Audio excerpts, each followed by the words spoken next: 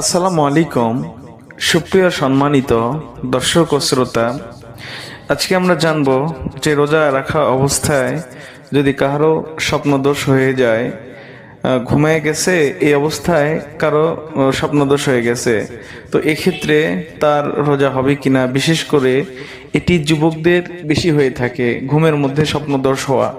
এটা হওয়ার পরে অনেকেই ভাবে যে আমার রোজা বুঝি ভেঙে গেছে, বা আমার রোজা এখন হবে কিনা, আমি কি করব, এরকম অনেক রকমের প্রশ্ন কিন্তু মনের ভিতরে উত্থাপিত হয়।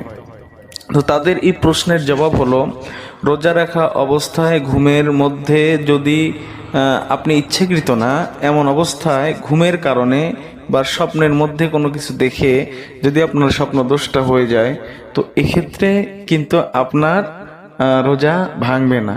ঘুমের মধ্যে সিমেন্ট আউট হয়ে যদি, তো সেক্ষেত্রে কিন্তু আপনার রোজাটা ভাঙবে না, রোজা অবশ্যই হবে।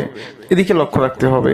কিন্তু এই জিনিসটা যদি ইচ্ছাকৃত হয়, সেক্ষেত্রে কিন্তু আবার রোজা ভেঙে যাবে।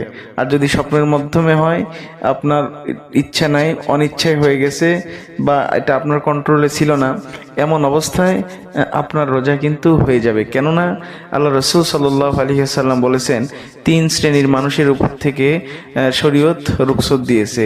1 নম্বর, শিশু অবস্থায় যখন নাবালেগ থাকে, তখন যদি কোনো অপরাধ করে সেইটা তার শাস্তি ভোগ করতে হয় না। 2 নম্বর, ঘুমের মধ্যে মানুষ যখন চলে যায়, ঘুমটা হলো অর্ধেক মৃত্যুর মতো। এই মানুষটা ঘুমায় গেছে, মানে তার উপরে আর শরীয়ত অর্পিত নাই।